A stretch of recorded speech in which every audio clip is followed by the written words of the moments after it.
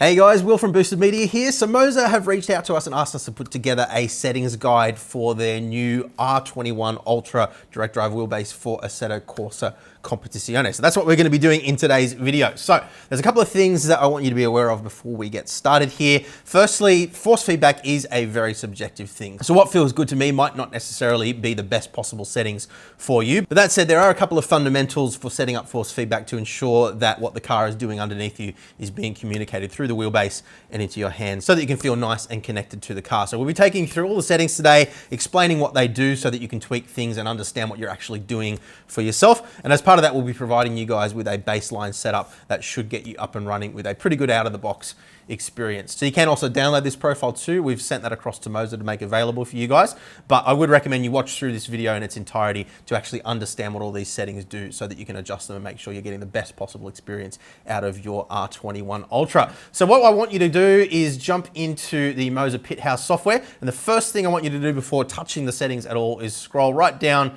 to the little settings icon down here.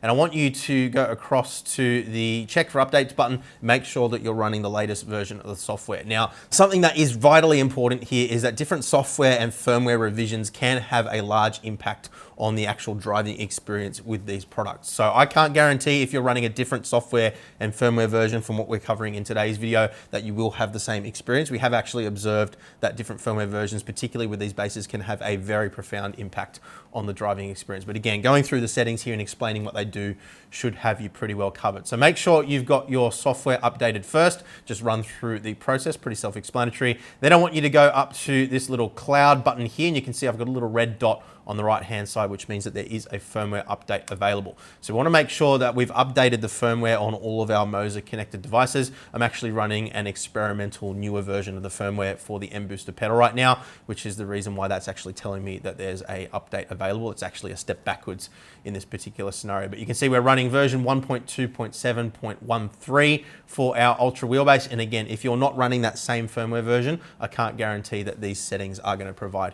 a good experience. So if you do find that you run these settings and things just feel absolutely crazy, what you can do is open up the firmware manager here, and you'll notice here it actually allows you to select a firmware version. So if you do want to use my settings, you should be able to select version 1.2.7.13 from the drop-down menu. Make sure you're running the same firmware version that I'm running here, or just run the latest version and set up the force feedback for yourselves. So when you update the firmware on your R21 Ultra base, it will also prompt you to run through a calibration process. You need to just pop the steering wheel off. It prompts you on the screen and runs you through the entire thing. But it is really important that you follow through that process. It does all sorts of fancy things behind the scenes to make sure that the wheelbase is calibrated correctly and you don't end up with any weird graininess or anything like that through your steering wheel. So assuming that you've done all that, you've updated your firmware, you've run through the calibration, and you are running the latest software, let's head on up to the home screen now. And here you will find access to a couple of basic functions, starting off with our center button. So we're going to want to make sure that the steering wheel is completely centered, and then hit that center button to make sure that what we have center mechanically on our steering wheel matches center inside the game. In a similar fashion as well, you're also going to want to match your steering angle to the angle that you have set inside the game. So at the moment, you can see we've got it set to 900 degrees of rotation. Direct drive wheelbases actually have an infinite amount of rotation available, so they don't have a mechanical bump stop in either direction. These particular bases you can wind anywhere between 90 degrees and 2,700 degrees for things like truck sims. For Assetto Corsa Competizione, I would recommend setting this to 900 degrees and make sure that you also have 900 degrees set inside the game. We'll take a look at the game settings a little bit later on once we've run through Pit House here. So that is a quick rundown on steering angle and your center button. You'll also notice there are little tooltips here as well. So if you are finding you're a little bit lost with what we're going through today, you can hover over those buttons and it will give you a easy to follow explanation of the settings as well. So then moving over to the right hand side here, we've got a game force feedback intensity slider, which you can see I've got set to 80%. I'm going to explain the reason for that in just a moment. We've got a little button here for work mode. Make sure that that is switched on. And then if you do have MOZA pedals, you'll see some basic settings here for calibration set as well, but we're not going to be looking at that in today's video. So next we're going to jump down to the wheelbase tab second on the left hand side here, or you can click on the more button here to take you to the same place. So we're going to start off with basic settings here, and you can see we have a little drop down menu that allows us to select between a variety of pre-baked profiles provided by MOZA, or you can also import the profile that we're providing as part of this video. So you just click on import setting and you'll select the profile from whatever path you have it in and import it. As simple as that. Select it from the drop down menu. So we've got boosted media R21 Ultra ACC baseline profile selected now. We've got auto load preset selected here as well. So what I've done is I have set it so that when it detects that you're running an R21 Ultra and that Assetto Corsa Competizione is running, it will automatically load this profile for you. So you don't have to come in the software and switch it. So with that profile selected now, let's run through these settings and explain exactly what they do. So our maximum steering angle, this is actually the exact same adjustment that we saw on our home screen before, but you can see there is a little bit more detail to the adjustment here now. So what MOZA allow you to do here is decouple the physical rotation limits of the wheel from the output signal of the wheel. So if you disable synchronous mode here, what you can then do is wind this up or down. You can see both sliders will move together in the upward direction, but then you can actually have an offset between the two when you wind it down like this. So what this allows us to do now, if we go down to 90 degrees, you'll see the wheel is only physically moving through 90 degrees of rotation now, but it still actually outputs 2700 degrees into the sim. So this isn't something that many people will find use in, I don't think. There may be some edge cases where it might be particularly useful, but if you're driving a car where you hit the bump stop, but you actually want to be able to turn a little bit past the bump stop and still have that reading actually output into the sim, then this may be something that's useful for you. But for the majority of people, I would highly recommend just leaving this in synchronous mode and leaving it set to 900 degrees for Assetto Corsa Competizione. So then we also have an adjustment here for our soft limit stiffness. So as we described before, there is a soft bump stop which is implemented through software because a direct drive wheelbase is actually able to rotate infinitely in terms of the mechanical hardware. So this essentially just allows you to adjust what that bump stop feels like. So in the softer setting, you can push past it relatively easily. You guessed it, in the hard setting, it's a lot stiffer when you hit that. So purely just a subjective preference thing. I like it to sit at around that sort of 2 or 3 mark, but have a play with it, see what suits you. Most of the time, you're not going to be hitting that bump stop in ACC unless you've had an accident and you're trying to turn around or something like that. So not too much to worry about there. And soft limit game force strength, I would recommend leaving that off. Now we do have the option here to soft reset the wheelbase. Should we have some sort of a glitch and we need to reboot it, you can also manually start that calibration process if you need to for some reason, as well, the same calibration process that you would have seen when you updated your firmware. So over on the right-hand side, this is where things start to get a little bit more complicated.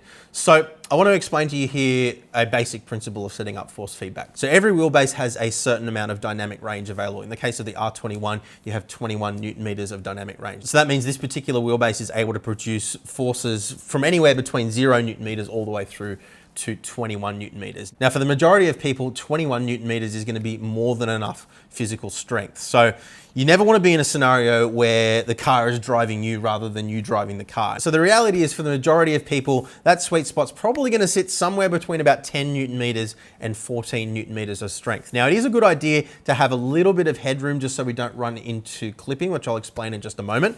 So what I always recommend is set your maximum output torque to the maximum amount of force that you ever want to feel from the wheelbase, even under the most intense crash situations. This is going to limit the dynamic range available to you to that particular level to keep things safe. Now, if you've got small children running on your rig, then you're going to want to crank it down a lot lower than what you see here, probably like 5 Newton meters for anybody under about 12 years of age, I would recommend. But if you are an adult, you're probably going to find somewhere between 12 and 14 Newton meters, as I said before, plus a couple of Newton meters here just for a little bit of extra headroom so we don't run into clipping. So we're not actually going to be using the entire dynamic range available on this particular wheelbase, simply because I don't want to get into a situation where the car is overpowering my strength and it's driving me rather than me driving the car. Now, if you do feel that it's just not strong enough for you, then you can of course crank this up, and that is absolutely fine. Then what we're going to do is we're going to set our game force feedback intensity to 80%. So what that's doing is it's capping the output of the game at 80% of its strength. And this is again just going to help us avoid clipping. So what clipping is where the output signal of the game actually exceeds the wheelbase's ability to produce that signal. And what it ends up doing is basically just sending a flat signal through the wheelbase. So you might be mid-corner, right on the edge of clipping, and then if you push past that point, suddenly the entire thing just goes completely numb and vague, and it can often cause you to spin the car or bump into somebody else. It's just not a good experience at all. Occasionally you might get a little bit of clipping under extreme scenarios, like running into a wall or something, and that's absolutely fine because it's not something that's fundamental to driving the car. But you never want to be running into into clipping while you're actually steering around a circuit. So we want to make a couple of adjustments here just to make sure that doesn't happen. So limiting our dynamic range to a sensible level, and then making sure that we're not going to absolutely max that out through the game force feedback intensity. Now you can crank this up to 100%, and there's even a professional game force feedback slider now, and that actually allows us to boost the output signal of the game beyond 100%, so it works like a multiplier, for example. But I wouldn't recommend that you use that. I would recommend that you keep this set to around about the 80% mark in the driver software, and then we will make some further adjustments inside the game a little bit later on as well to actually tweak the force feedback strength to our subjective preference. But the important thing here is that you're making full use of the dynamic range that you want to have available. So from 0 all the way through to the maximum strength that you ever want to feel. You don't want to be compressing those weaker signals like road texture and so forth. So we want to use as much dynamic range as we can here without going absolutely crazy. So that's my recommendations for game force feedback intensity, professional game force feedback intensity, and maximum output torque limit. Remembering again, if you are letting small children use your rig, this thing is not a toy. You can literally break, I've actually broken my thumb on a wheelbase running at around 14 Newton meters of strength. So yeah, don't take it lightly. It is something that can genuinely hurt you if you don't respect it. So then rolling down here, we've got force feedback reversal. We're gonna leave that turned off. Hands-off protection, I'm not sure why that is turned off. I must have bumped it at some point, but I will switch that back on, and I'll make sure that that is set to on in the profile that I'm providing for you guys as well. But this is basically just a check to make sure that there is actually somebody holding onto the steering wheel, and if there isn't, it stops the wheel from going absolutely crazy. It works pretty much the same way as steering detection in a real life car. So if you've got a car that automatically steers itself and it whinges at you when you take your hands off the wheel, that is detecting the presence of an input torque on the wheel and then disengaging when it doesn't detect that. And this works exactly the same way. So you have a inertia setting here as well, which is basically just an adjustment to make sure that it is accounting for the particular steering wheel that you're running on the rig. This doesn't have an impact on the driving experience at all beyond just that hands-off protection. So in most cases, you can just leave this alone and it's fine, but there are a couple of presets here that you can choose depending on the wheel that you might have connected to your rig. So then we scroll down, we've got a maximum wheel speed here. So look, in basic terms, this is how quickly the wheel can respond to rapid changes of direction or rapid changes in torque inside the game. So if you crank this up too high, you can actually reach a point where the feel starts to become just overpowering, too lively, and not necessarily robotic, but it just doesn't feel realistic. So on modern day wheelbases like the R21, 100% or somewhere under that is probably going to be about right. So for ACC, I would recommend that you leave this set to 100. But if you are finding that the wheel just feels a little bit too reactive and a little bit too snappy for you, what I would recommend you do is wind this down in 10% increments before you start to introduce any crazy damping across on the advanced settings, because they do have a somewhat similar effect to each other. So what you'll find is if you go too low on the maximum wheel speed, you start to get a bit of a disconnect between what the car's doing and what you're actually inputting or what you're feeling through the force feedback, because the wheel just simply can't keep up with what the car's doing. And particularly for drifting, if you're quickly transitioning in a drift, you'll find that the car swings the other way, but the wheel just doesn't quite keep up with what the car's doing. So you never want to go too low, particularly for drifting. But yeah, for ACC, I would recommend you leave this set to 100. So that is everything in terms of basic settings. Let's click across to advanced settings now. So this is where we're going to find some of our more advanced filtering options. So starting off with force feedback interpolation. So different sim racing titles output their force feedback at different data rates. So iRacing, for example, its physics actually runs at 60 Hertz, and that means it's outputting a 60 Hertz force feedback signals. There are a couple of nuances there, which we'll get into when we do a iRacing settings guide a little bit later on down the line. But in the case of ACC, you're actually able to select 400 Hertz, which means that the force feedback is updating 400 times per second. So in the case of ACC, I found that I didn't really need to run any interpolation. What interpolation does is it essentially creates the missing pieces of force feedback between actual data outputs from the game. So if you've got a low sample rate, like iRacing, for example, then you can find that some interpolation here will allow the wheel to feel a little bit smoother and a little bit more lifelike. Whereas for ACC, it's already fast enough, so we don't really need to use any interpolation at all, at least in my opinion. Force feedback center dead zone compensation. So In some sim racing titles, it can sometimes feel like the middle of the force feedback can be a little bit vague. It almost feels a little bit notchy. In the case of ACC, this was absolutely fine, so I didn't feel the need to increase this at all. So I would recommend just leaving it set to 0. Under natural damping, you can see we've only introduced about 5% here, just to make it feel a little bit less hyperactive, again, without going crazy, winding down our maximum wheel speed. So I found that when I cranked it down to 90 here, it did just numb it down a little bit too much for my liking. So leaving that set to 100 and just cranking in a tiny little bit of natural damping there was enough to get the feel that I was looking for. Natural friction, this is essentially just creating a sensation of weight behind the steering wheel, basically making it feel like the wheel is actually physically connected to the steering rack and of course the tires and the road in your car. So you don't want to go absolutely crazy here because it will end up making the feedback feel quite numb. But a little bit here I found just did make the wheel feel a little bit more lifelike and a little bit more authentic.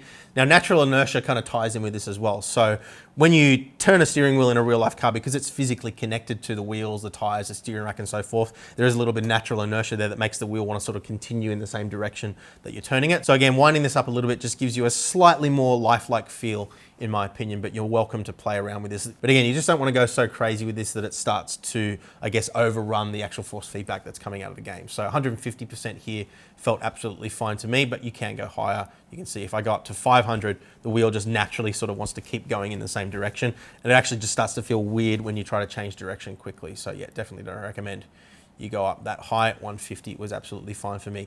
Wheel spring strength, this is just in the absence of a natural centering spring inside your sim racing title. ACC has this built into its force feedback like most sim racing titles do these days. So you can just leave this set to 0. Gear shift vibration intensity. Now, if you don't have any other haptics on your rig, one of the cool things that you can do with the MOZA R21 Ultra and the R25 Ultra is have a little vibration come through the wheelbase and actually feel it through the steering wheel every time you shift gears. So this is a subjective thing. I personally don't particularly care for the effect because I have other haptics on my rig which give me that sensation. But if you don't have those, you're more than welcome to play around with this. You just don't want to crank it up so high that you get a jerk in your steering when you're trying to go around a corner or anything like that. So I've left it to 0 in my profile, but more than welcome to play around with that. Now, direct input effect tuning. These are actually modifiers for the signal coming out of the game. So I would recommend that you leave these alone for ACC and every other sim racing title for that matter. You don't need to play around with these unless you've got a very specific thing that you're trying to do. Speed dependent damping and its associated settings here, I would recommend leaving set to 0 in ACC as well. And under temperature control strategy here, you do have the option of conservative or radical. So in conservative mode, what it's going to do is it's going to start to taper off the strength of the force feedback once the base itself reaches 50 degrees in temperature Celsius. In radical mode, it ups that to 60 degrees. Now in our testing with this wheelbase, we never ran into a scenario where it was getting anywhere close to 50 degrees. So this wasn't really ever an issue, but if you are running in a really hot environment, you may find that you need to go to radical mode just to make sure you're not getting any drop off in performance when things start to get a little bit toasty. But I'm just going to leave this set to conservative for this particular profile. Then we get across into our force feedback effect equalizer. So this very much is a subjective thing. This is dealing with the more high frequency effects that you might feel. So you can see we've got a graph here with our amplitude, which is the up and down direction, and our frequency, which is the right to left direction. So it gives us a reference here for each frequency and what kind of effects it relates to. So operating wheel and body bumps, this is sort of like, you know, suspension simulation. And then as we start to get higher up in the frequency ranges, you can see high frequency vibration, sand effects, curb effects at 240 kilometers an hour, and so forth. So this allows you to actually dial in those more granular effects and boost or attenuate them depending on your personal preference. Now I've done a little bit of a custom adjustment here. You can see I've got 100 Hertz set to 70%, 60 Hertz set to 80%, 40 set to 80, 25 Hertz set to 100, and so forth, 100, 100, 100. But there are some presets here. The number 7 preset is also quite good, but I just preferred a little bit more detail in some of those high frequencies. But again, this is subjective, so I would recommend you spend the time to play around with these now that you understand what they do. So base force feedback curve. This is an interesting one. This is actually tied into the center dead zone compensation that we were looking at just before. So this allows you to set up a non-linear response curve for your wheelbase. So if you're finding that the force feedback just feels weird around the center, or maybe you want it to feel a little bit weaker on the outer extremities of the rotation, you can make all sorts of adjustments here to dial that in. I would recommend for ACC, you leave this set to linear, as I do for most things here. But again, you can play around with this to your heart's content to dial in the exact feel that you want. And the way this works is it's basically like a multiplier or subtractor. So if you've got a value of 20 coming out of the game here, you can adjust that so that when the game says 20, the base actually does 40. If you've got 40 coming out of the game, the base actually does 60, and so forth. But again, I'm going to set that back to linear. So moving across to miscellaneous, not really anything that you need to do here with relation to force feedback. We do have the ability to switch on and off the base Bluetooth here. You do have a Bluetooth app available on your phone, which allows you to make all these same adjustments from your phone on the fly, which is quite a nice thing. There is also the option for startup music through the wheelbase here as well. So if you want to have the wheelbase play music when you switch it on, you can do that. A couple of things here under button mapping. So some sims like Automobilista 2, for example, don't understand the full 128 inputs available on the wheelbase. So if that is the case where you're trying to map controls on your steering wheel and they're just not showing up, you can actually split it into 4 separate devices. So 1 physical device and 3 virtual devices. This will then be detected as 4 separate devices inside the game. And that allows you to get the full 128 inputs split across 4 lots of 32. So that is what that does. I'm going to leave that switched off for now. And then finally, base LED. So this is purely subjective. It allows us more granular control of the LED strips on the side of the wheelbase. So we've got a standard non-telemetry mode, which basically just allows you to have the light to do whatever effect you want, as is controlled from down here. And I'll run you through that in just a moment. Or you've got telemetry mode, which allows the lights to actually respond to particular trigger events inside the game. And then of course, if you don't like the lights and you just want to switch them off, you have the option to do that as well. Now we do have an adjustment here for LED brightness. So if they're too bright for you, pretty self-explanatory, you can crank it down. I'm just going to set to 50 here so it doesn't flare out on the camera. Auto sleep after a certain amount of idle time. So once you jump out of the cockpit in the sim, it'll sit for a minute, 5 minutes, up to 4 hours before it goes into the standby lighting mode. Sleep light effects. So at the moment, you've only got breathing mode or off, but I'm assuming they will be adding some more effects a little bit later on. And then you can also set the color for each segment of the LED strip as well. So you just click on it and then you can choose whatever color you want or put in a hex value for the color or select it from the color wheel up here too. So that allows you to fully customize the RGB lighting on the LED strips between the sleep light effect and the idle effects down here. So then lastly, down the bottom here, we have our telemetry effects. So by default, we've got ABS active, traction control active, wheel lock, and pit limiter. And this works like a hierarchy list. So whatever is at the top will show up first. So you can imagine if you're in the pits, you've got the pit limiter on, pit limiter lights will be flashing. And then if for some reason traction control kicks in while you're in the pits, you're gonna see that traction control light kick in over the top of the pit limiter. Whereas if we dragged it the other way around, pit limiter is going to take priority over those other effects. So all the time that the pit limiter is on, you're not going to actually see these other effects underneath it. So hopefully that makes sense. You can also add additional effects in here as well. So you can see there is actually a wide variety from track status all the way through to things that are related to the car. Traction control settings here, pit limiter as we saw before, fuel, and even RPM there as well. So that is everything that you need to know in terms of the MOZA pit house side of things. Let's just quickly jump into Assetto Corsa Competizione now and take a look at the force feedback settings inside the game. So over in Assetto Corsa Competizione now, I want you to click on your options menu and I want you to click on your controls menu. And then we're going to set up and map all of your controls. Now, this is of course pretty self-explanatory for steering, throttle, brake, clutch, shift up and shift down. You can set up your control bindings however you want, depending on the wheel that you're running as well. What we're interested in here is our force feedback settings, which are a little bit less self-explanatory. So we're gonna start off pretty much with things as they are out of the box. Dynamic damping set to 100, frequency set to 400, pretty much everything else here set to 0, and our steering lock set to 900 or whatever matches the steering lock that we had set in the driver software that we looked at before. That's the most important thing, is that they actually match. So the big thing here is the gain setting. Now it might seem counterintuitive to run less than 100% here. What we find is in ACC, the game itself will actually start to clip the signal. And when you're driving, you can see in this driving footage here, there's actually a little force feedback gauge down in the bottom right-hand side of the game. And quite often you'll find that that will turn red if you've got this set up higher than about 70%.